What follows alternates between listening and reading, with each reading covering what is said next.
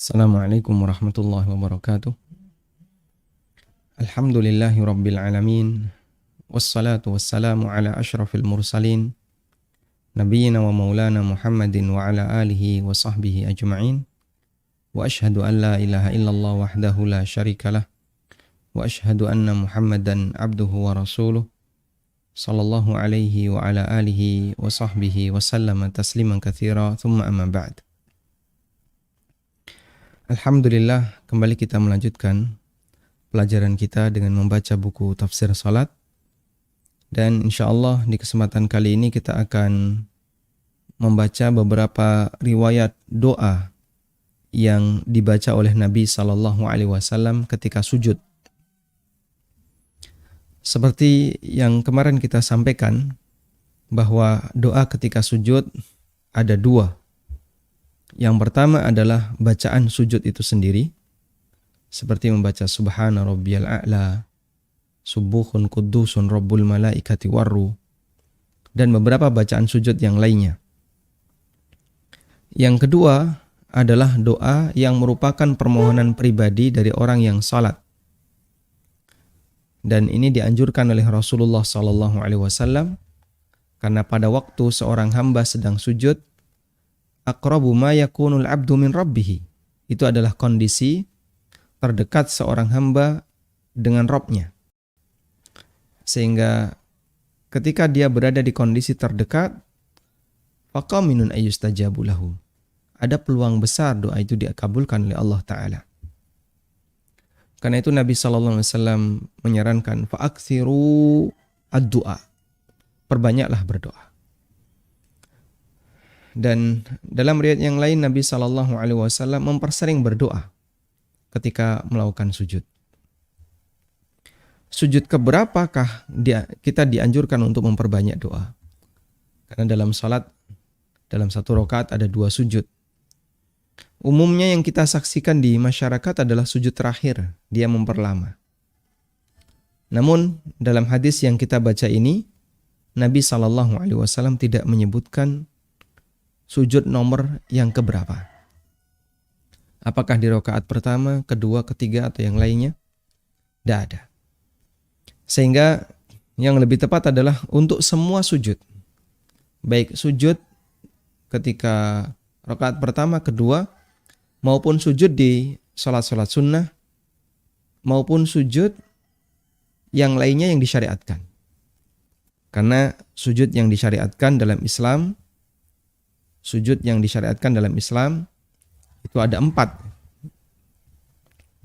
Sujud yang sesuai syariat ada 4. Sujud syar'i, kita bisa sebut sujud syar'i, artinya ada tuntunannya dalam syariat, ada 4. Yang pertama adalah sujud dalam salat.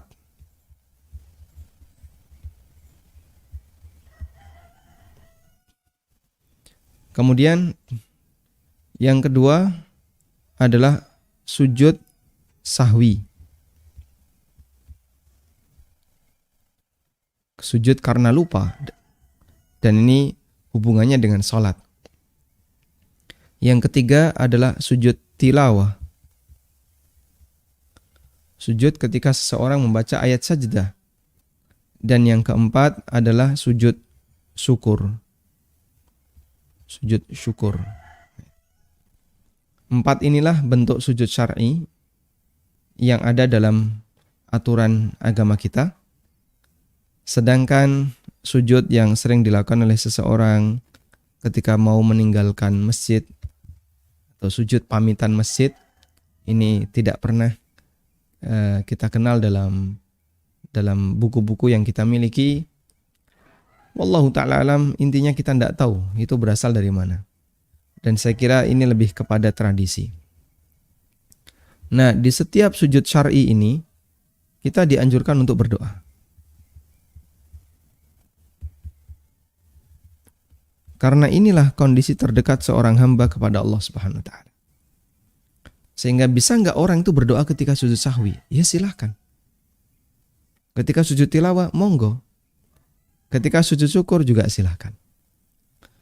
Dan doa di sini doa bebas, artinya kita bisa memohon apapun kepada Allah Subhanahu wa taala. Kenapa kondisi sujud itu menyebabkan seorang hamba memiliki derajat paling tinggi?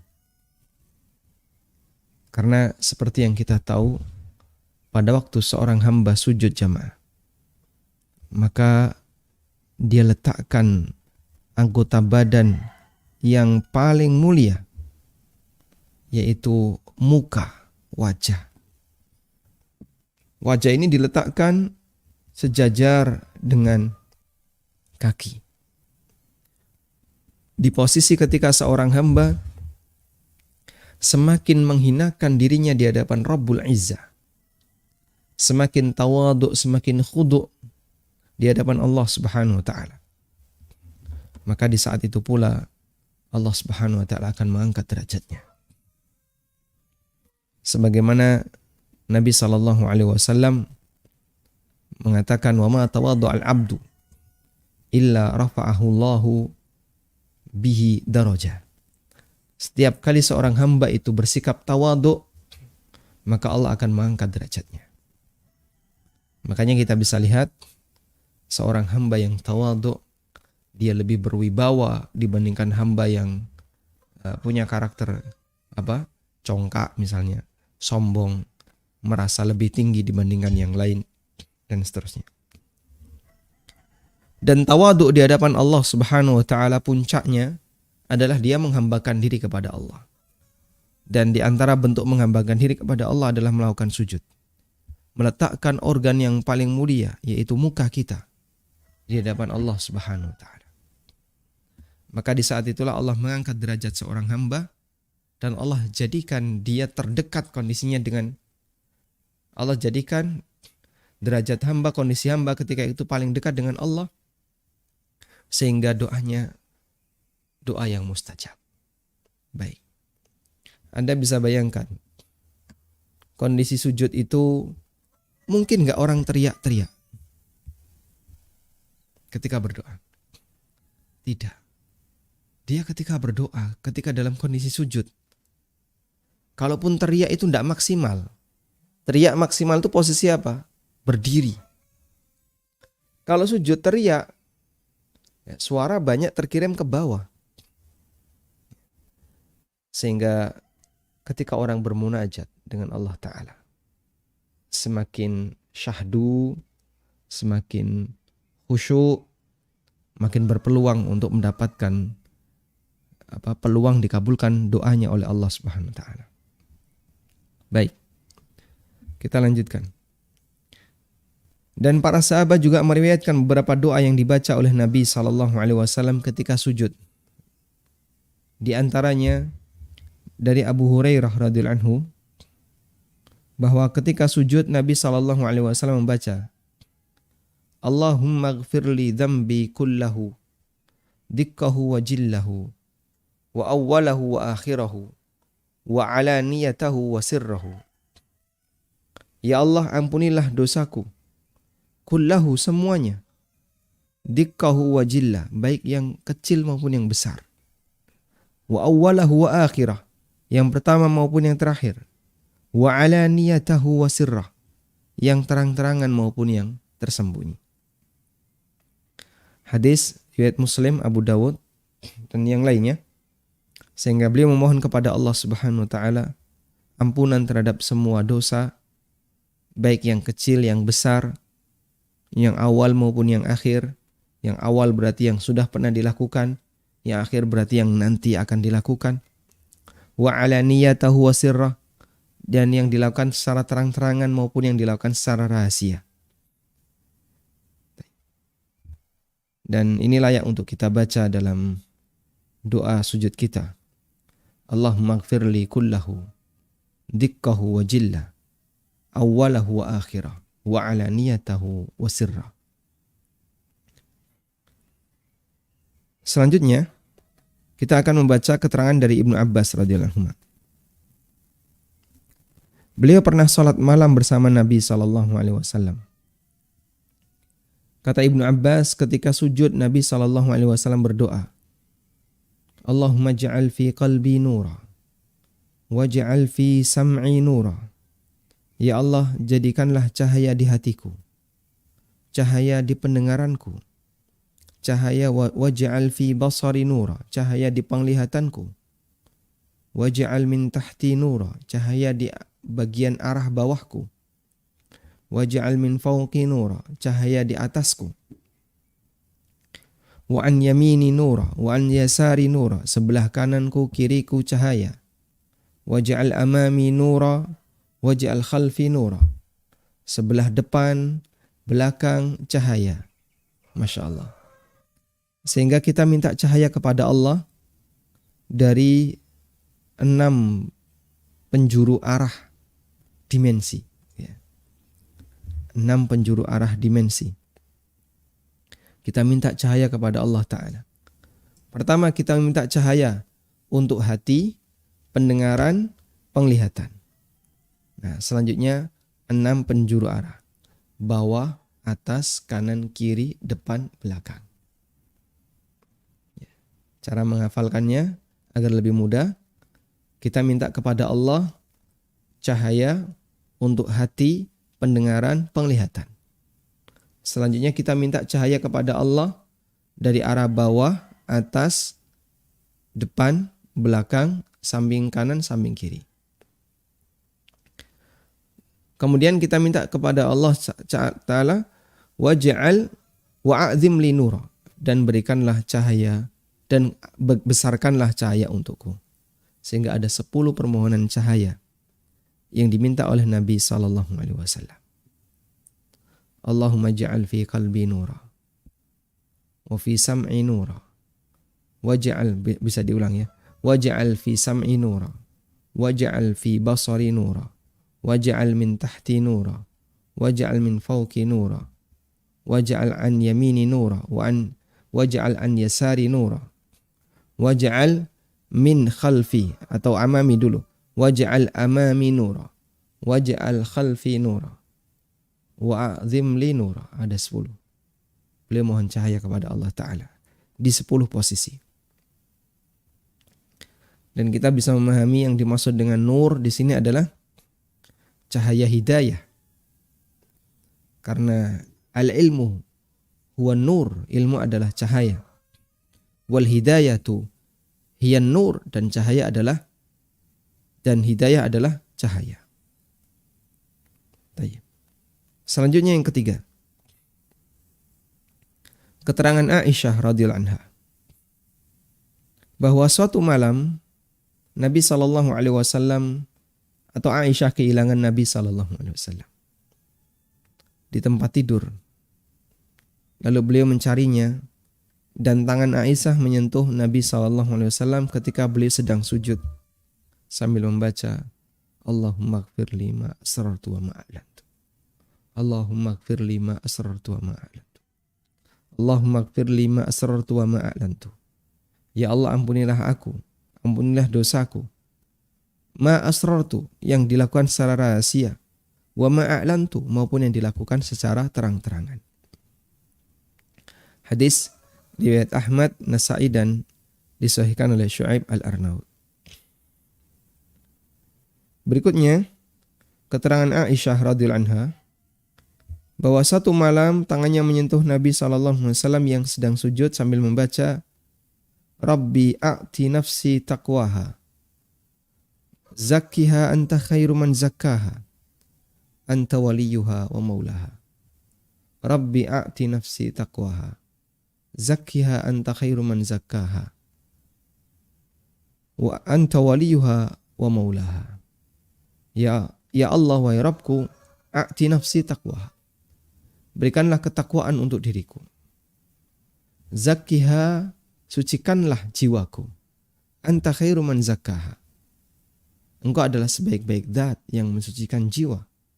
Anta waliyuha wa maulaha, engkau yang menguasai jiwa kami. Anta adalah wali, engkau adalah wali yang mengatur, wa maulaha, dan yang menguasai jiwa kami. Sehingga kita mohon kepada Allah Ta'ala ketakwaan dan kesucian bagi hati, karena Allah Subhanahu wa Ta'ala dialah zat yang mengatur hati para hambanya. Baik, Semoga kita bisa hafalkan dan bisa kita praktekkan. Karena ketika kita membaca sebuah doa dan doa itu penting, ya, maka pembeda antara orang yang berilmu dan yang tidak berilmu adalah hafal. Yang tidak berilmu, yang tidak tahu, dia nggak hafal doa ini. Kenapa? Dia belum pernah baca. Yang sudah tahu, dia sudah baca, tapi nggak dia hafalin. Akhirnya gimana? Ya tidak diamalkan, tidak dipraktekkan. Berarti kan sama saja kondisinya. Antara yang tidak tahu dengan yang sudah tahu tapi tidak mau menghafalkan. Makanya setelah kita dapat sebuah ilmu, baik terkait doa tertentu, dzikir tertentu, yang itu kita butuhkan dalam kehidupan kita sehari-hari, mari kita berusaha untuk menghafalkannya. Agar kita bisa praktekkan itu dalam kehidupan kita. Baik. Semoga ada yang kita hafal ya. Selanjutnya, doa ketika sujud berjamaah. Doa ketika sholat berjamaah. Sebagian ulama menganjurkan agar berdoa ketika sujud tidak dilakukan oleh imam saat sholat berjamaah.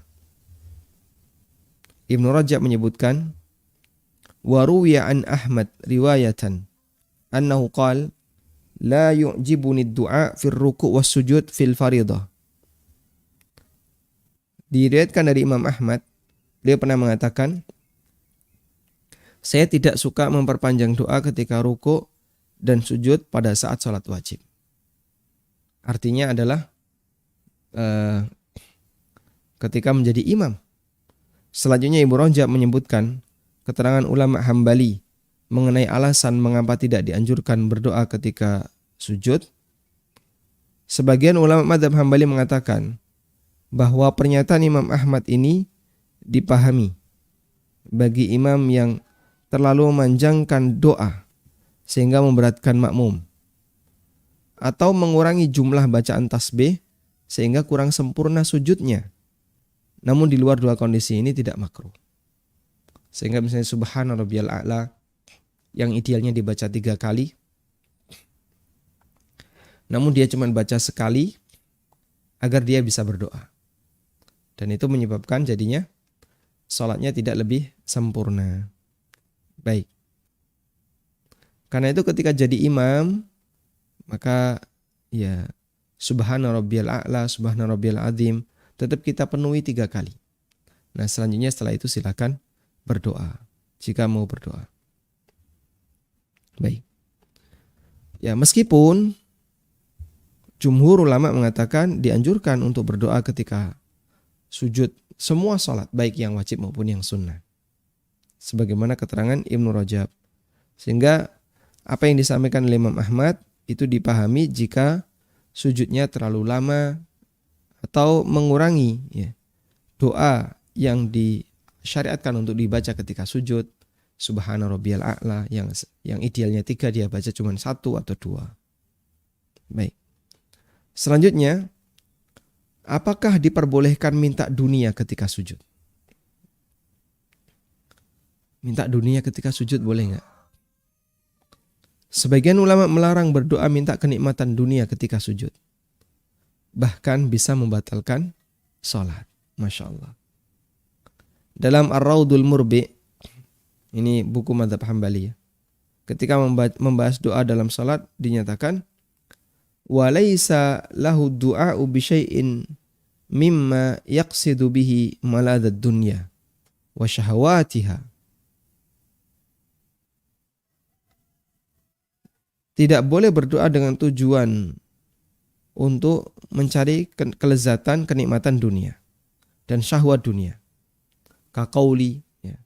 Misalnya ada orang yang berdoa, Allahumma rzuqni jariyatan hasna au ta'aman tayyiba wa ma ashahahu wa tabtulu bihi. Misalnya dia berdoa kepada Allah, ya Allah, anugerahkanlah untukku seorang wanita yang cantik. Dia mau cari istri atau makanan yang enak atau yang seperti itu. wa tabtulu bihi, dan salatnya bisa batal dengan doa seperti ini. Ini menurut keterangan di Ar-Raudul Murbi. Berdoa semacam ini disebut membatalkan salat karena termasuk berbicara ketika salat. Wallahu a'lam. Coba kita lihat pendapat ini dikomentari oleh ulama Hambali yang lainnya bahwa itu tidak benar. Di catatan kaki Ar-Raudul Murbi dinyatakan wa anhu, dan dari Imam Ahmad, yajuzud du'a'u bihawaiji dunyahu wa maladhihi, diperbolehkan untuk berdoa dengan atau yang isinya adalah meminta kebutuhan dunia dan kelezatan dunia, kenikmatan dunia. Mimma dzakarahu nahwuhu, sebagaimana yang tadi disebutkan dalam Ar-Raudul Murbi, atau doa semacamnya. Qala Ahmad, kata Imam Ahmad, la ba'sa ayyad'u ar-rajulu bi jami'i hawaijihi. Tidak masalah seorang berdoa dengan menyebutkan semua kebutuhannya. Min hawaiji dunyahu wa akhirahu wa ukhrahu, baik kebutuhan dunia maupun kebutuhan akhiratnya. Masya Allah. Sehingga silahkan memperbanyak doa dengan doa apapun. Dan pendapat ini yang lebih mendekati kebenaran. Imam Ibnu Utsaimin menyebutkan, qala ba'dul fuqaha, sebagian ulama rahimahullah mengatakan, lau da'a bi syai'in mimma yata'allaqu bi umurid dunya batalat salatuhu. Kalau ada orang yang berdoa dengan satu doa yang berkaitan dengan urusan dunia, maka salatnya batal. Lakin hadza qaulun dhaif bila syak. Tapi ini adalah pendapat yang lemah dan yakin lemahnya. Bila syak. Was sahihu, yang benar, annahu la ba'sa ayyad'uwa bi syai'in yata'allaqu bi umulid dunya. Dan yang benar, tidak masalah orang itu berdoa dengan meminta kepada Allah sesuatu yang menjadi urusan dunia. Sehingga yang benar boleh berdoa minta kepada Allah Subhanahu wa taala. Ya Allah, utangku ya Allah. Utang ya Allah. Lunasi ya Allah, lunasi utangku ya. Nanti lagi sholat, ya Allah utangku lunasi ya Allah ya. Dan ini termasuk diantara minta dunia. Atau dia pengen mobil, dia pengen motor, dia pengen ini, pengen ini. Pendapat yang kuat boleh. Baik itu min hawaijid dunya atau hawaijil akhirah. Selanjutnya, dilarang membaca Al-Quran ketika sujud. Bagian ini telah kita singgung pembahasannya di doa tentang ruku atau doa ketika ruku. Dan kembali kita tegaskan bahwa kita juga dilarang membaca Al-Quran ketika sujud. Dalam hadis dari Ibnu Abbas radhiyallahu anhuma, Nabi SAW bersabda, ala wa inni nuhitu. Sesungguhnya aku dilarang an aqra al-Qur'ana raqi'an wa sajida, untuk membaca Al-Quran ketika aku ruku atau sujud. Ammar ruku'u fa'azzimu fihi rabba. Ketika ruku agungkanlah nama Rabbmu. Sehingga kita mengucapkan subhana rabbiyal azim. Wa ammas sujudu fajtahidu fid du'a. Dan ketika sujud bersungguh-sungguhlah dalam berdoa. Sungguh-sungguh itu berarti tidak cuma sekali, tapi rutin. Faqaminun ayyustajabu lakum. Maka berpeluang besar doa itu dikabulkan bagi kalian. Hadis riwayat Muslim dan yang lainnya. Nabi SAW melarang baca Quran di dua posisi ini, rukuk dan sujud. Karena rukuk itu tempatnya mengagungkan Allah. Agar tidak diganggu dengan doa, beliau larang berdoa ketika rukuk. Membaca Al-Quran ketika rukuk. Dan sujud juga seperti itu. Sujud itu kesempatan untuk banyak berdoa.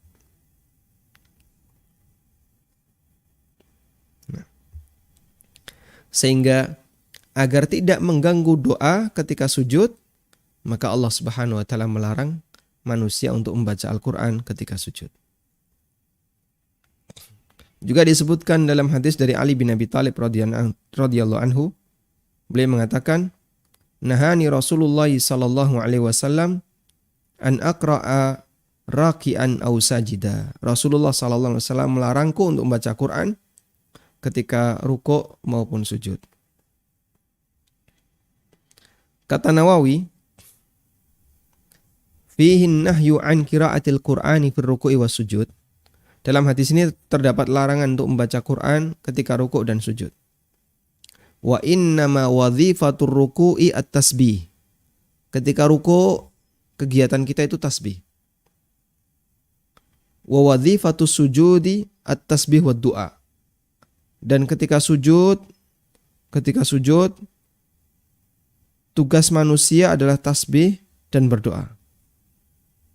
Tugas sujud, kegiatan sujud adalah tasbih dan doa. Falau qara'a fi ruku'in aw sujudin ghairal fatihati kuriha. Jika ada orang yang membaca selain Al-Fatihah ketika rukuk dan sujud, hukumnya makruh. Walam tabtul salatuhu, dan salatnya enggak batal. Tidak sampai membatalkan salat dalam masalah ini. Nah. Lalu bagaimana kalau dia berdoa dengan mengutip Al-Quran? Berdoa dengan mengutip Al-Quran, innamal a'malu binniyat, kembali kepada niatnya. Jika niatnya adalah niat untuk berdoa, maka tidak dihukumi membaca Al-Quran. Hikmah dilarang membaca Al-Quran ketika sujud. Ada dua penjelasan yang disampaikan oleh para ulama mengenai hikmah larangan membaca Al-Quran ketika sujud. Yang pertama, penjelasan dalam syarah Sunan Abi Dawud, Aunul Ma'bud. Anna afdala arkanis salah al-qiyam wa afdalul adhkaril Qur'an. Bahwa rukun salat yang paling afdal adalah berdiri. Makanya dia paling lama. Dan zikir yang paling afdal adalah Al-Quran. Faju'ilal afdalu lil afdal. Maka Allah jadikan bacaan yang afdal itu lil afdal, ditempatkan di posisi yang afdal, yaitu berdiri. Wa naha an ja'lihi fi ghairihi li'alla yuhamu istiwa'uhu ma'a baqiyatil adhkar. Dan Nabi melarang untuk menjadikan bacaan Quran di selainnya, di selain berdiri, agar tidak ada prasangka bahwa suara Al-Quran itu sejajar dengan baqiyatul azkar, dengan zikir-zikir yang lain. Ya. Agar orang tidak salah sangka bahwa rukun itu sama afdolnya dengan zikir di rukun yang lain. Yang kedua, penjelasan dalam Majmu' Fatawa Ibnu Taimiyah. Dalam Fatwa Al-Kubra dinyatakan, annal Qur'ana asyraful kalam, idh huwa kalamullah. Quran adalah bacaan yang paling mulia, karena Quran adalah kalamullah. Wa halatur ruku' was sujud dhullun wa inkhifadun minal abdi. Dan ketika orang itu dalam kondisi rukuk dan sujud, itu adalah bentuk kehinaan dari seorang hamba. Faminal adab, maka bagian dari adab adalah man'u kalamillahi alla yaqra'a fi hatainil halatain. Ya, bagian dari adab adalah mencegah kalamullah agar jangan sampai dibaca fi hataini halatain, pada dua kondisi ini, yaitu ketika rukuk dan ketika sujud. Nah, walhamdulillahirabbil alamin. Sehingga kita bisa memahami kenapa sih Nabi SAW melarang baca Quran ketika sujud. Hikmahnya adalah karena waktu sujud kita itu berada di bawah kepala kita. Kepala kita berada di bawah sejajar dengan kaki. Dan Quran itu kalamullah. Maka untuk memuliakan Quran, Quran hanya dibaca saat posisi berdiri. Selanjutnya, hukum membaca doa dari Al-Quran ketika sujud. Para ulama membolehkan membaca doa yang berasal dari Al-Quran ketika sujud, selama niatnya berdoa. Nah, ini yang digaris bawah ya. Selama niatnya berdoa, bukan niat membaca Al-Quran. Nabi SAW menyebutkan dalam hadis niat, barang siapa yang melakukan, bahwa apa yang dilakukan oleh seseorang tergantung dari niatnya. Hadis yang ma'ruf, innamal a'malu bin niyat wa innamal likulli imri'in ma nawa. Az-Zarkashi rahimahullah menjelaskan, mahallul karaha ma idza qusida bihal qiraah fa in qusida bihad du'a was-sana'u fayambagi ay yakuna kama law qanata bi ayatin minal Qur'an ay fala yakunu makruhan. Sisi makruhnya adalah ketika membaca Al-Quran itu dengan diniatkan qusida bihal qiraah, dengan diniatkan untuk dalam rangka membaca tilawah Al-Quran. Namun jika tujuannya berdoa atau memuji Allah, maka statusnya sebagaimana ketika orang melakukan kunut dengan membaca Al-Quran. Artinya tidak makruh. Sehingga beliau membedakan mengutip doa dalam Al-Quran dengan tujuan tilawah dengan mengutip doa dalam Al-Quran jika tujuannya untuk berdoa. Antara qiraah dengan doa. Kalau qiraah makruh, kalau doa tidak makruh. Selanjutnya, berapa jumlah bacaan sujud? Bagian ini telah kita bahas di bab doa ruku'. Agar tidak mengulang, silahkan Anda menyimak di halaman 140. Ya, betul, 140. Coba dibuka. Ya, di halaman 140 ya. Alhamdulillah. Di bagian ini saya hendak menambah penjelasan sebagian ulama bahwa jumlah bacaan ruku' dan sujud selama rentang kurang lebih seperti berdirinya. Sebagaimana dinyatakan oleh Al-Barra bin Azib radhiyallahu anhu. Ramaktus salata ma'a Muhammadin sallallahu alaihi wasallam. Aku pernah memperhatikan salat bersama Nabi Muhammad sallallahu alaihi wasallam. Fawajadtu qiyamahu farak'atahu wa'tidalahu ba'da ruku'ihi fa sajdatahu fajilsatahu baina sajdataini fa sajdatahu fajilsatahu ma baina taslim wal insiraf qariban minas sawa. Kata Bara' bin Azib, aku perhatikan salatnya Nabi Muhammad sallallahu alaihi wasallam. Berdiri beliau, rukuknya, i'tidalnya, kemudian sujud, lalu duduk di antara dua sujud, duduk ketika tasyahud, qariban minas sawa, hampir semisal. Makanya salat itu menganut prinsip proporsional.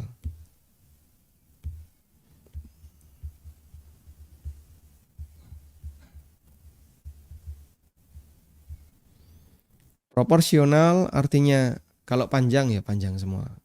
Kalau pendek semua. Dalam riwayat Bukhari terdapat tambahan, kana ruku'un Nabi sallallahu alaihi wasallam wa sujuduhu wa bainas sajdataini wa idza rafa'a minar ruku'i ma khalal qiyama wal qu'uda qariban minas sawa. Rukuknya Nabi sallallahu alaihi wasallam, sujud beliau, duduk di antara dua sujud dan i'tidalnya, selain berdiri baca surat dan duduk tasyahud, qariban minas sawa, lamanya hampir sama. Riwayat Bukhari menjelaskan riwayat sebelumnya bahwa yang panjangnya hampir sama adalah gerakan rukun selain berdiri baca surat dan duduk tasyahud. Gerakan rukun tersebut mulai dari ruku', i'tidal, sujud, dan duduk di antara dua sujud. Qariban minas sawa, ini lamanya hampir sama. Karena itu sikap sebagian orang yang memperpanjang sujud terakhir sementara yang lain tidak panjang, ya, ini kurang proporsional. Ini kenapa kok panjang sekali? Saya berdoa ya. Iya, tapi harusnya kan yang lain juga dibuat rata-rata sama. Sehingga kalau ini panjang ya, sebelumnya dibuat agak panjang, agak panjang. Jangan yang lain pendek, semua tiba-tiba ini panjang sekali. Jadinya tidak proporsional. Wallahu ta'ala alam. Wa sallallahu ala nabiyyina Muhammadin wa ala alihi wa sahbihi wa sallam wa akhiru da'wana alhamdulillahi rabbil alamin.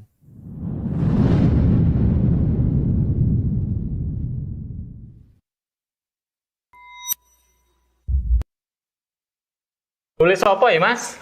Iki lho Pak, nulis serba 1000. Iki arep tak tempelke nang toko. Ben supayane pembeli ora usah perlu do tekon nek kabeh barang kuwi mau regane 1000. Oh, ben ora usah do takon-takon. Tulisan iki wis mewakili nek kabeh mau regane 1000. Lan kuwi ana kaedahe Pak Tri. Kaedahe Alkitabu kal khitobi. Wah, apa Mas artine? Maknane tulisan iku kaya dene ucapan. Masya Allah, saiki kok pinter Mas? Loh, piye saiki aku maca buku iki? Buku pengantar kaidah fikih kubro. Ingin belajar banyak kasus fikih muamalah? Temukan jawaban banyak kasus muamalah berdasarkan kaedahnya di buku Pengantar Kaidah Fikih Kubro dan Penerapannya dalam Muamalah karya Aminur Bait.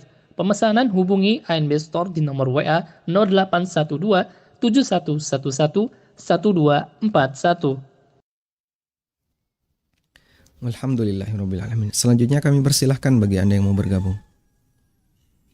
Assalamualaikum. Waalaikumsalam warahmatullahi. Silahkan. Ini Ustadz mau menanyakan tentang sujud wanita itu apabila tangannya terkena mukena tidak langsung bersentuhan dengan alas sujud, apakah itu juga makruh Ustadz? Kalau kemarin Ustadz bahaskan muka itu apabila terkena mukena makruh. Bagaimana dengan tangan, telapak tangan, Ustadz? Baik. Cukup Ibu? Iya, cukup itu aja Ustadz. Wallahu ta'ala alam. Ketika posisi tangan itu terkena mukna, dohirnya tidak sampai derajat makruh. Karena riwayat yang menyebutkan bahwa menutupkan kain yang kita pakai ketika sholat itu berkaitan dengan berkaitan dengan muka ya. Sahabat ketika itu kepanasan dalam cuaca yang sangat panas sehingga saat mereka sujud mereka letakkan kainnya di depan lalu dipakai untuk sujud. Dan itu dipahami oleh Syekh Abdurrahman As-Sa'di rahimahullah bahwa itu hanya boleh ketika dibutuhkan. Sehingga dohirnya hanya berlaku untuk muka.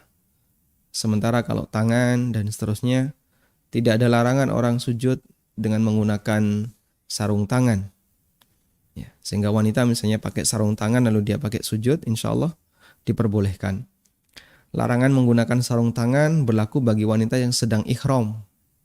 Karena itu kalau sholat dan itu di luar kondisi ihram, kembali kepada hukum asal yaitu diperbolehkan. Wallahu a'lam. Baik, silahkan. Halo, Assalamualaikum Ustaz. Waalaikumsalam warahmatullahi. Silakan Bapak. Ya, izin bertanya Ustaz. Saya kan baru mempelajari macam-macam riba nih. Jadi baru-baru ini saya menghentikan asuransi syariah saya di asuransi A nih Ustaz. Nah, di situ saya kan ada kerugian lumayan besar. Nah, di sisi lain saya juga mendapatkan keuntungan nih dari investasi saya yang lain di tabungan lainnya gitu, tabungan berencana Ustaz. Di bank yang berbeda gitu. Nah, pertanyaannya nih, boleh nggak saya jika menggunakan uang keuntungan investasi di bank yang lainnya itu sebagai pengganti kerugian di asuransi saya itu? Begitu, demikian Ustaz pertanyaan dari saya. Jazakumullah khairan. Wa jazakumullah khairan. Nah. Baik. Ada beberapa praktek yang terlarang dilakukan oleh sahabat, dan ketika itu dilarang, mereka langsung buang semuanya, sekalipun mereka harus menanggung risiko rugi yang besar. Abu Talha radhiyallahu anhu, ayah tirinya Anas bin Malik ya. Beliau adalah suaminya Ummu Sulaim. Abu Talha itu pernah gagal usaha karena diharamkan khamr. Jadi ceritanya beliau kulak khamr dalam jumlah yang sangat banyak dan nanti akan dijual ke daerah Syam atau ke daerah Yaman. Karena dua negara ini kan dulu adalah negara Nasrani, penduduknya mayoritas Nasrani yang mereka pengkonsumsi khamr. Namun sebelum khamr itu dijual, Allah telah haramkan khamr. Allah haramkan khamr. Sehingga Abu Talha datang kepada Nabi sallallahu alaihi wasallam menyampaikan, ada nggak solusi? Nabi sallallahu alaihi wasallam mengatakan, ahrikha, buang itu khamr. Dan ketika Abu Talha menyampaikan alasan itu adalah harta milik anak yatim, di mana Abu Talha dipesani dapat amanah agar kemudian dijaga dengan baik. Dan maksud beliau ini mau dikembangkan. Apa kata Nabi sallallahu alaihi wasallam? Enggak, ahrik, la ahrikha. Tetap tuang, buang. Akhirnya beliau perintahkan Anas untuk membuangnya. Sehingga khamr dalam jumlah banyak itu dibuang semuanya. Dan itu kerugian yang dialami oleh Abu Talha ketika beliau memiliki investasi yang ternyata dilarang oleh syariat, yang itu dilakukan sebelum ada larangan.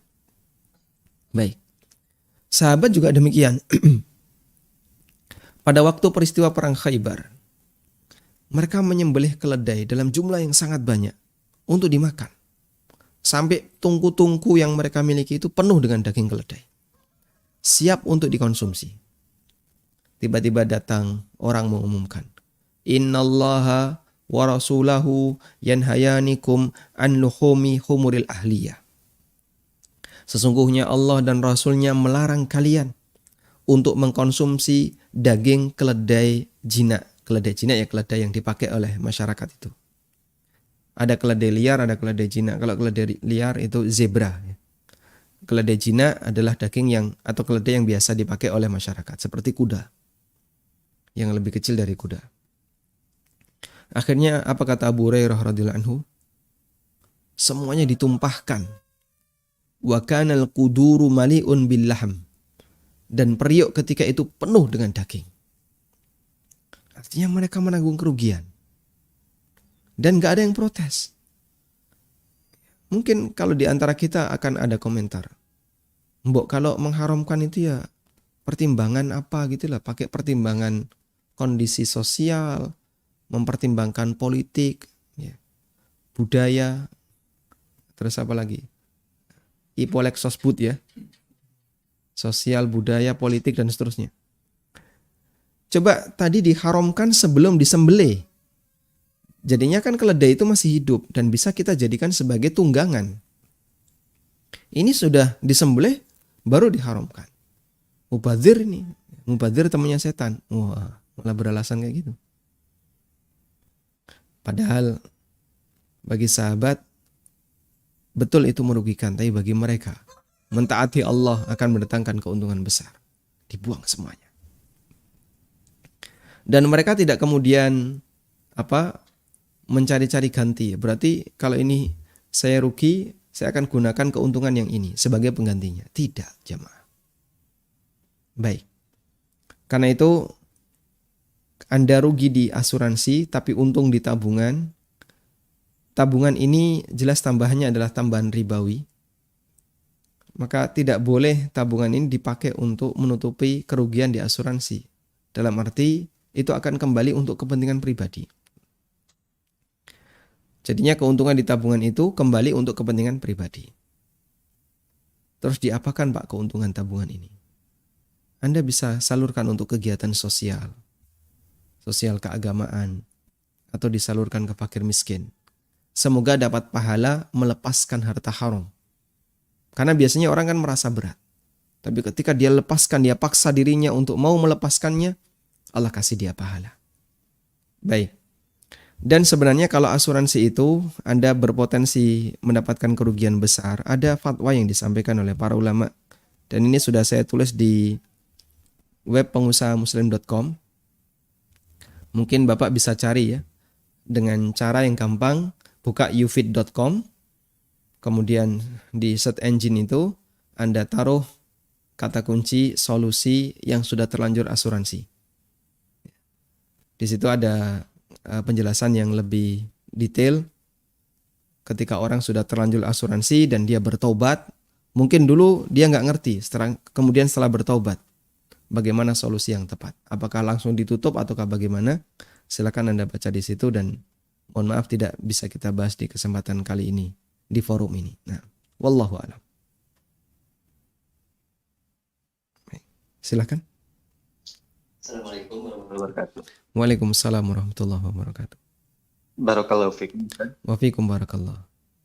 Ya, Ana mau bertanya terkait tentang patokan harga pasar. Harga pasar. Harga pasar.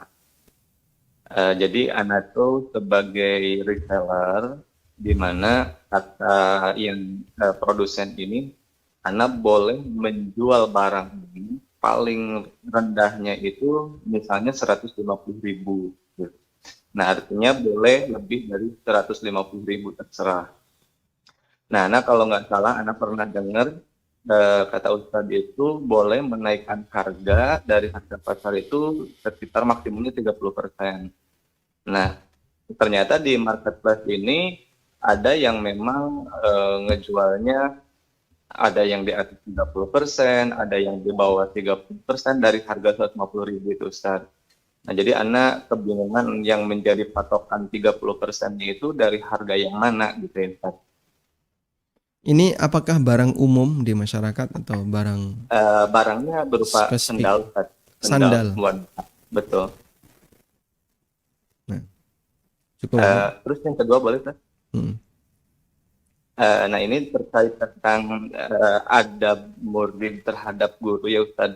Di mana Ana sepengetahuan Ana yang terbaik kalau kita belajar itu kan tidak boleh hanya sekedar belajar dari buku, namun harus berguru.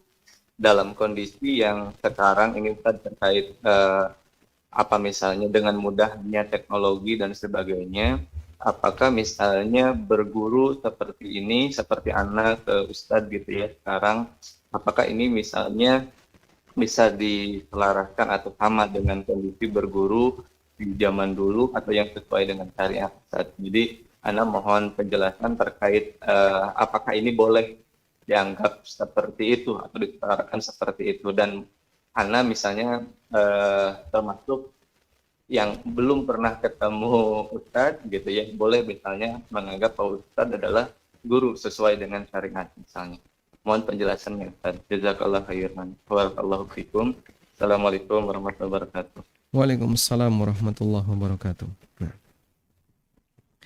yang pertama tentang masalah harga pasar. Harga pasar itu ada dua ya. Pertama yang ditetapkan oleh urf.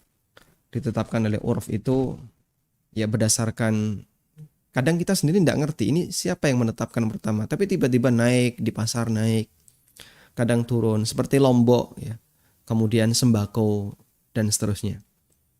Nah, harga seperti ini apa yang menjadi urf di masyarakat itulah adalah harga pasar. Nah, barang ini punya harga pasar berdasarkan urf karena dia barang umum. Hampir ada di semua tempat. Di Jogja ada, Jakarta ada, di tempat-tempat yang lain juga ada. Kemudian ada harga pasar yang dia ditetapkan oleh pihak tertentu. Baik pemerintah atau pemiliknya. Pemerintah itu contohnya barang yang dia menjadi kebutuhan pokok masyarakat. Seperti BBM, kemudian apa lagi? Ya, yang gampang yang BBM, listrik dan seterusnya. Maka apa yang sudah ditetapkan oleh pemerintah itulah harga pasar. Dan orang ketika jual bensin eceran itu kan dinaikkan dari harga pasar. Cuman itu diperbolehkan ketika menurut pendapat Malikiyah maksimal 30%. Sehingga enggak masalah kalau jual bensin eceran terus dia ngambil margin Rp1.000 per botol per liter ya. Insya Allah enggak masalah. Atau yang kedua, dia ditetapkan oleh pemilik.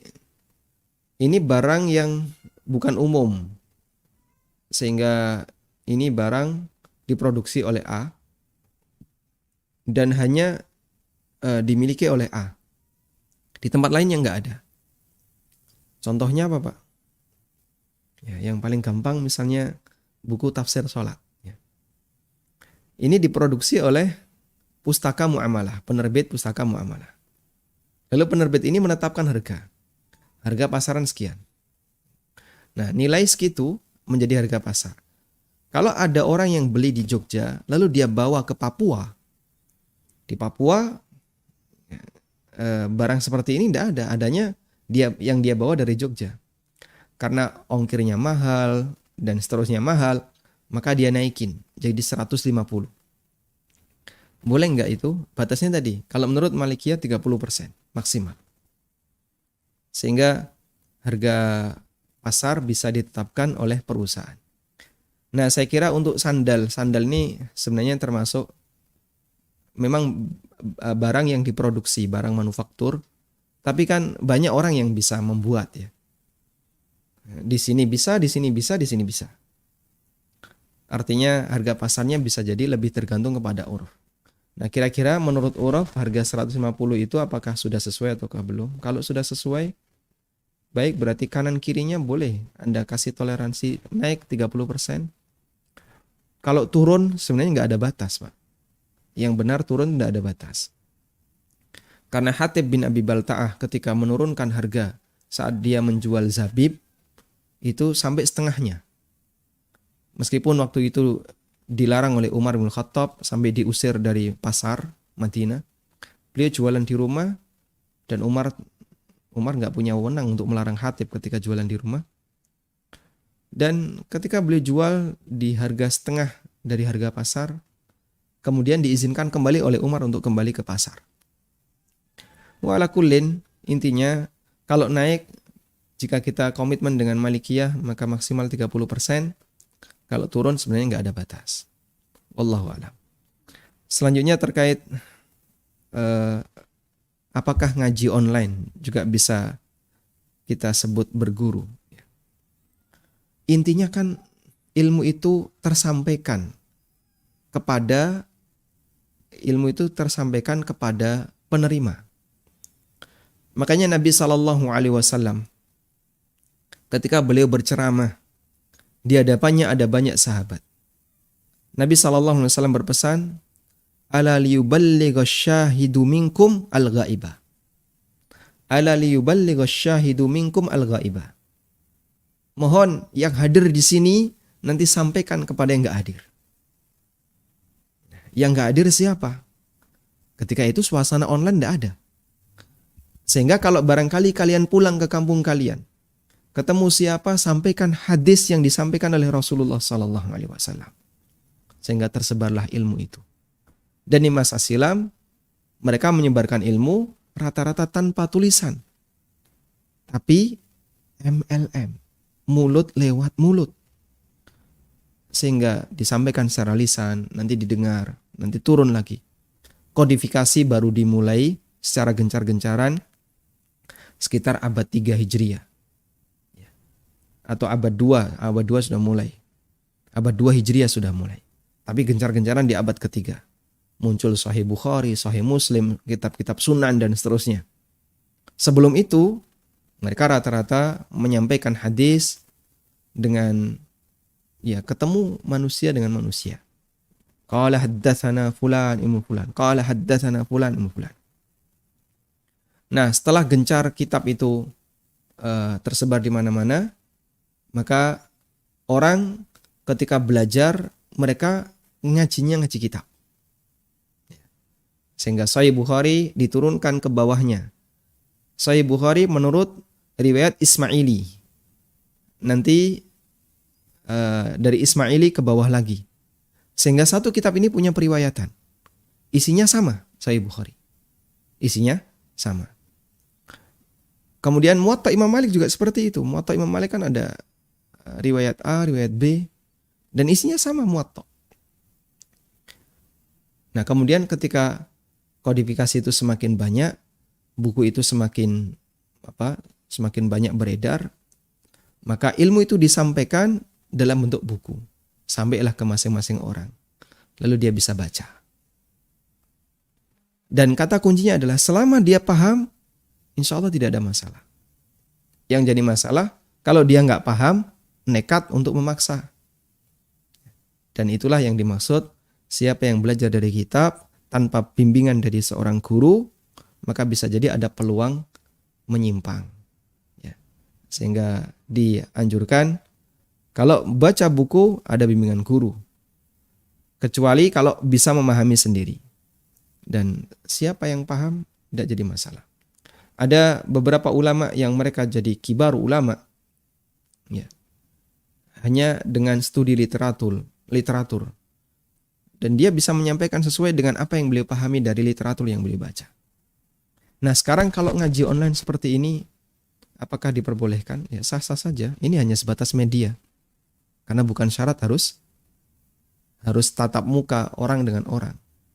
Yang penting pokoknya ilmu itu tersampaikan. Liyuballigha syahidu minkum al-ghaibah. Hendaknya yang hadir sampaikan kepada yang enggak hadir. Nah, sekarang bentuk hadir itu bisa diwakili dengan online. Makanya saya perhatikan kadang di komen Facebook ya. Hadir. Ya, alhamdulillah ya. Jangan sampai ngomong gaib ya. Hadir, hadiroh. Nah, meskipun Anda bukan hadirin secara fisik, tapi hadir secara online. Wallahu ta'ala alam. Nah, silakan. Assalamualaikum Ustaz. Waalaikumsalam warahmatullahi. Ya, mau menanyakan tentang hibah dan waris. Sekitar 10 tahun yang lalu, waktu bapak saya masih hidup, beliau langsung menuliskan untuk anaknya 5 putri, 1 putra, dan seorang istri. Jadi untuk putra itu 2 bagian, istri dan anak-anak 1 bagian. Kemudian itu bapak saya menurut harga pasar waktu saat itu. Jadi ada anak yang dapat di pinggir jalan besar, tapi mungkin cuma 100 meter. Tapi ada yang dapat yang 1000 meter, tapi mungkin di desa. 2 tahun kemudian, bapak meninggal. Tapi semua sertifikat apa-apa masih dipegang sama ibu. Ya. Sekitar tahun 2017, pembangunan banyak, akhirnya yang di desa itu jadi tinggi. Sekarang ini, terus ibu mau merubah semuanya jadi biar semuanya rata. Gitu. Itu bagaimana Ustaz? Sebagai yang dapat di desa banyak tadi, akhirnya dia harus sama dengan sekarang. Dulu ya? Waktu Bapak bagi, apakah sudah diserahkan? Sertifikat diserahkan, balik nama dan seterusnya? Apakah sudah tidak. Tidak. Semuanya masih di tempat ibu. Baik.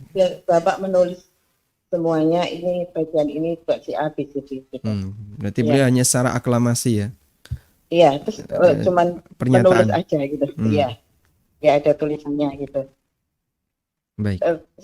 Ini kalau misalnya saya diam saja, biar tidak terjadi keributan gitu Ustaz. Itu apa saya termasuk mendolimi hak saya sendiri? Apa udah biarin itu, ya udah itu terserah ibu saja gitu. Baik. Dan sampai sekarang pun belum dibagi.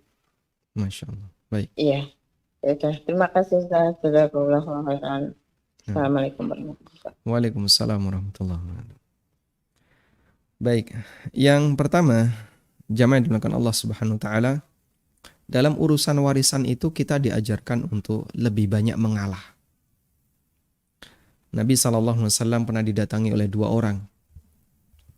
Dan 2 orang ini rebutan warisan. Kemudian masing-masing menyampaikan alasannya. Yang pertama dia menyampaikan alasannya, saya ini.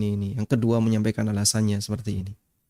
Selesai mereka mengadukan masalahnya dan menyampaikan alasan masing-masing dengan harapan nanti dimenangkan oleh Rasulullah SAW. Kemudian Nabi SAW ngasih nasihat. Salah satu di antara cuplikan nasihat itu yang beliau sampaikan adalah, innama ana bashar, aku hanya manusia biasa. Dan beliau tidak tahu bagian gaib yang tidak mereka ceritakan. Atau kejadian real yang sebenarnya yang tidak beliau ketahui. Karena beliau manusia. Selama tidak dapat bimbingan wahyu, maka beliau tidak akan mengetahui hal yang gaib. Kemudian beliau mengatakan, jika nanti aku menangkan kalian berdasarkan apa yang aku pahami dari keterangan kalian, dan ternyata yang aku menangkan itu tidak berhak. Ini ada A dan B. Misalnya dimenangkan A. Padahal aslinya A itu nggak berhak. Cuman mungkin karena dia lebih pintar ngomong, lebih pintar ngasih alasan. Akhirnya A ini menang. Dimenangkan oleh Rasulullah SAW. Fa innahu qad iqtata'tuhu jamratan minan nar. Sesungguhnya aku telah memberikan kepadanya segenggam bara neraka. Kalau mau dia makan silahkan, kalau mau dia tinggalkan silahkan. Ini salah satu cuplikan nasihat Nabi SAW. Setelah mereka mendengarkan nasihat Rasulullah SAW, dua orang bersaudara ini nangis, lalu rebutan nolak. Ya Rasulullah, kalau begitu biar ini semuanya diambil oleh si A. Enggak ya Rasulullah, biar semuanya diambil oleh si B. Subhanallah. Sehingga yang awalnya rebutan ingin memiliki, sekarang rebutan menolak. Makanya sebenarnya kalaupun ada ahli waris yang dia rela, ya sudahlah saya serahkan semua warisan saya untuk saudara-saudara saya. Sah, bahkan itu sebuah amal soleh. Beliau dapat pahala. Apa tidak mendolimi diri sendiri? Ya kalau Anda ridho kan tidak ada unsur kedoliman jadinya. Kecuali kalau ngomong kayak gitu sambil banting piring ya, atau ngampelengi saudaranya, nah itu berarti dia nggak ridho. Tapi kalau ridho ikhlas, karena mungkin dia merasa sudah mampu, ya sudah ini daripada nanti ribut, saya ngalah saja. Saudara-saudara saya lebih butuh, silakan kalian ambil, saya nggak ngambil. Insya Allah jadi amal soleh. Nah, kemudian apakah surat wasiat tadi itu berlaku? Hibah orang tua kepada anak itu sah jika sudah diserah terimakannya. Tapi kalau sebatas aklamasi atau tertulis dalam wasiat dan sampai meninggal dunia belum dilaksanakan, maka statusnya wasiat kepada ahli waris. Dan wasiat kepada ahli waris itu tidak diperbolehkan. La wasiyata li warithin. Tidak ada wasiat bagi ahli waris. Abu Bakar As-Siddiq radhiyallahu anhu pernah mau memberikan sesuatu kepada Aisyah. Kemudian setelah Abu Bakar sakit, jadi sampai Abu Bakar menjelang wafat itu belum diserahkan ke Aisyah. Nah, ketika Abu Bakar sakit menjelang wafatnya, beliau mengatakan kepada Aisyah, "Ya bunayya, inni nahaltuki judada 20 wasaqan fil aliyah." Wahai putriku, dulu saya pernah ngomong kepadamu untuk memberikan sekian wasak harta yang ada di aliyah. Walau kunti qabittihi kanat laki. Andaikan dulu kau sudah terima, itu jadi hakmu. Tapi karena itu ada di kota di luar Madinah, di aliyah, bukan di Madinah. Sehingga sampai Abu Bakar menjelang wafat, itu belum diterima oleh Aisyah. Apa kata Abu Bakar? Fahuwal ana malun warithun faqtasimuhu ala kitabillah. Sekarang harta itu jadi harta warisan, bagilah sesuai dengan ketentuan Allah.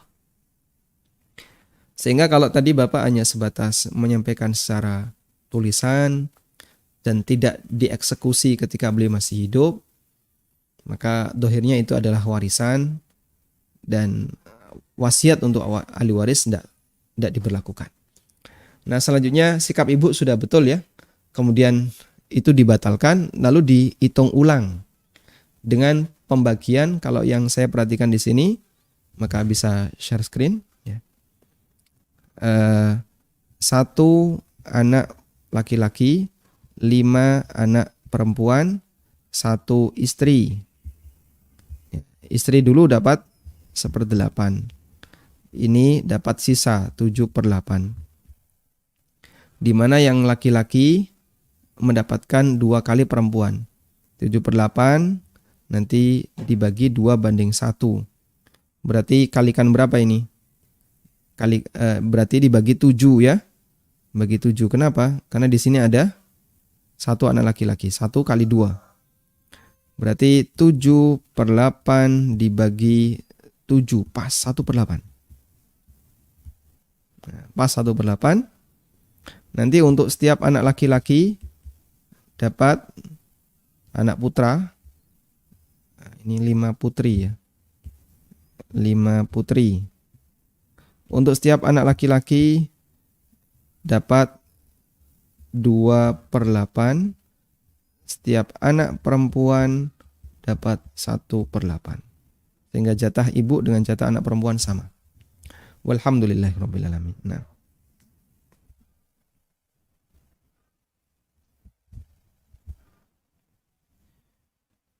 Bismillah Ustadz. Pagi ini ada banyak pertanyaan yang masuk dari pemirsa yang serupa. Ada 4 pemirsa yang mengajukan pertanyaan yang mirip. Bolehkah berdoa dalam sujud dalam bahasa Indonesia Ustadz? Nah. Untuk meminta kebutuhan dunia karena tidak ada nas doa dari Al-Quran dan hadis dan tidak tahu bahasa Arabnya. Misalnya meminta menantu yang soleh dan soleha. Salah satu yang bertanya dari hamba Allah di Riau. Baik. Bolehkah berdoa dengan menggunakan bahasa Indonesia? Ja'a fil mawsu'ah al-fiqhiyah. Disebutkan dalam ensiklopedia fikih Al-Kuwaitiyah, ad-du'a'u bi ghairil arabiyyah fis shalah. Hukum berdoa dengan selain bahasa Arab ketika salat. Al-manqul 'anil Hanafiyah bid du'a'i bi ghairil arabiyyah al-karahah. Yang dinukil dari Hanafiyah, dalam mazhab Hanafiyah, berdoa dengan menggunakan selain bahasa Arab makruh. Karena Umar radhiyallahu anhu melarang orang untuk mempelajari ratanatul a'ajim, belajar bahasa asing, bahasa selain Arab. Waratana kama huwa fil qamus al-kalam bil a'ajim. Yang dimaksud dengan ar-ratanah adalah bicara bahasa selain Arab. Jadi saya ngomong bahasa Indonesia gini, Umar gak suka. Kamu harus ngomong bahasa Arab. Wa dhahirut ta'lil anna ad-du'a bi ghairil arabiyyah khilaful aula wa annal karahah fihi tanzihiyah. Sehingga yang nampak dari latar belakang kenapa doa pakai bahasa selain Arab itu makruh, karena doa pakai bahasa Arab itu khilaful aula, tidak sesuai dengan yang lebih afdal, menyalahi yang afdal. Dan status makruh di sini makruh tanzih. Makruh tanzih itu tidak sampai haram, karena makruh itu kan ada 2 ya, makruh tahrim dan makruh tanzih. Makruh tahrim ya haram itu, makruh tanzih berarti makruh itu sendiri. Kemudian wa dhahabal malikiyah ila annahu yahrumud du'a bi ghairil arabiyyah. Sementara Malikiyah mengatakan haram untuk berdoa dengan selain bahasa Arab.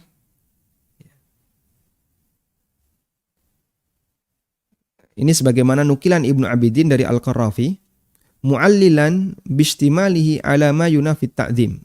Dan mereka beralasan karena berdoa dengan menggunakan bahasa Indonesia itu tidak atau bertentangan dengan semangat mengagungkan. Yunafit ta'zim, tidak mengagungkan. Kurang ngajeni bentuk doa. Kurang serius dalam berdoa. Wa qayyada al-Laqani kalam al-Qarrafi bil a'jamiyah al-majhulah al-madlul. Sementara Al-Laqani memberikan catatan untuk keterangan Al-Qarafi, ini berlaku jika bahasanya adalah bahasa yang nggak bisa dipahami. Nah, wa amma idza ulima madluluha fayajuz. Tapi kalau bahasanya bisa dipahami, seperti misalnya Anda ngomong dengan kalimat bahasa Indonesia yang jelas, tegas, itu kalau diterjemahkan ke bahasa Arab bisa. Yang nggak bisa dipahami itu seperti orang nyuwuk ya. Ini ngomong apa Pak? Ya jambi-jambi Jowo. Ya. Jambi-jambi Jowo gitu ya. Ya, dia pakai bahasa yang sulit untuk dipahami. Sedangkan jika dia bisa dipahami, fayajuzu isti'maluha mutlaqan fi sholati wa ghairiha. Maka boleh dipakai secara mutlak baik ketika salat maupun di luar salat. Berdasarkan firman Allah Ta'ala, wa 'allama Adam al-asma'a kullaha. Allah ajarkan kepada Adam semua nama. Dan sebagian ahli tafsir mengatakan Adam diajarkan oleh Allah semua nama sampai akhir zaman. Yang dohirnya beliau mengetahui, beliau diajarkan oleh Allah apa saja nama-nama, dan nama itu kan bahasa ya, bahasa-bahasa yang ada di dunia. Wa qauluhu, dan Allah Subhanahu wa taala juga berfirman, wa ma arsalna mir rasulin illa bilisani qaumihi liyubayyina lahum. Tidaklah aku mengutus seorang rasul kecuali dengan lisan kaumnya. Sehingga bahasa Nabi Muhammad sallallahu alaihi wasallam beda dengan bahasanya Ibrahim alaihissalam, beda dengan bahasanya nabi-nabi yang lain. Beda dengan bahasanya Musa, beda dengan bahasanya Sulaiman. Waqad fassala Syafi'i, sementara Imam Syafi'i memberikan rincian al-kalam dalam pembahasan ini. Faqalu, Syafi'iyah, mereka mengatakan ad-du'a'u fis shalah imma ayyakuna ma'thuran au ghaira ma'thur. Doa dalam salat itu ada dua. Ada yang berdalil, ada yang enggak berdalil. Amma du'aul ma'thur, untuk doa yang berdalil, fa fi thalathati aujuh, ada 3 pendapat. As-sahhuha, pendapat yang paling benar dalam Syafi'iyah, sejalan dengan pendapat Hambali, annahu yajuzu bi ghairil arabiyyah lil ajiz anha. Boleh menggunakan selain bahasa Arab bagi yang enggak mampu. Yang enggak mampu ngomong bahasa Arab. Wala yajuzu lil qadir, tapi enggak boleh bagi yang mampu.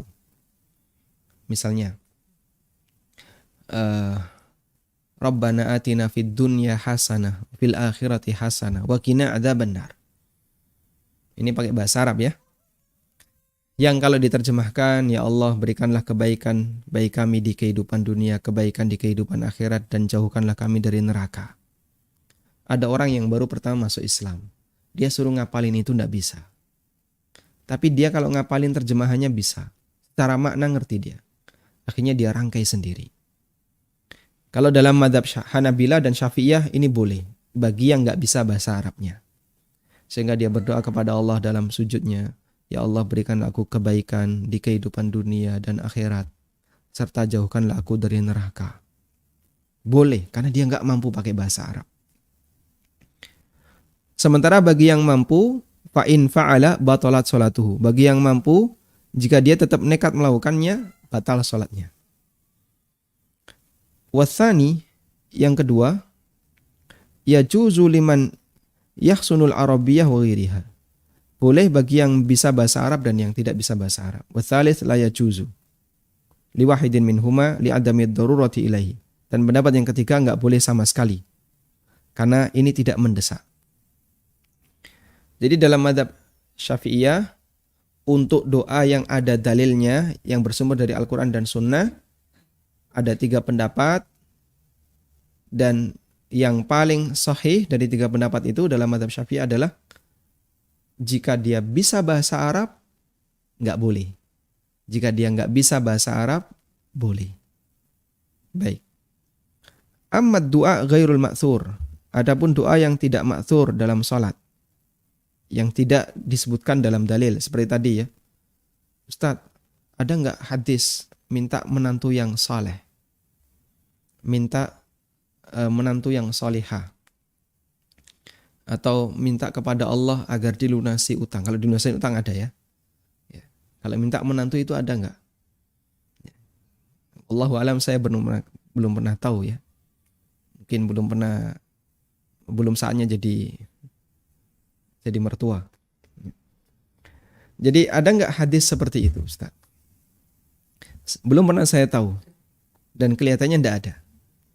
Sehingga otomatis ketika berdoa Anda harus menggunakan bahasa Indonesia. Ghairul ma'thur berarti.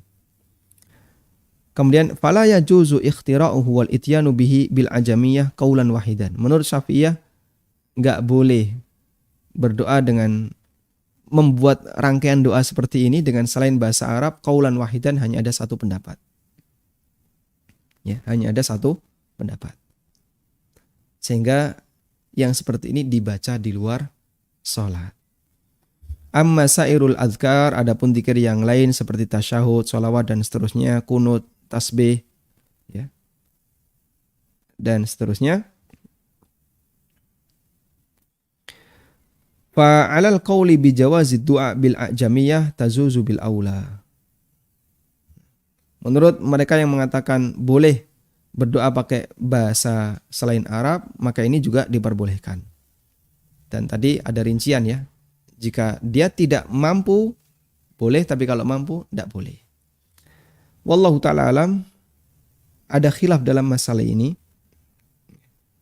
Ada khilaf dalam masalah ini, dan pendapat yang lebih mendekati, wallahu ta'ala alam, jika doa itu ghairul ma'thur, apakah itu diperbolehkan dengan menggunakan selain bahasa Arab? Kalau menurut Syafi'iyah, enggak boleh. Tapi pendapat yang lebih kuat, diperbolehkan. Karena doa itu sesuai dengan keinginan hamba. Dan tidak semua keinginan hamba disebutkan dalam dalil. Meskipun yang paling afdal adalah kita mohon kepada Allah Ta'ala dengan doa yang ma'thur. Syukur yang hafal bahasa Arabnya. Wallahu ta'ala alam. Demikian yang bisa kita sampaikan. Semoga menjadi kajian yang bermanfaat. Wassallallahu ala nabiyyina Muhammadin wa ala alihi wa sahbihi wa sallam. Wa akhiru da'wana anil hamdulillahi rabbil alamin. Wassalamualaikum warahmatullahi wabarakatuh.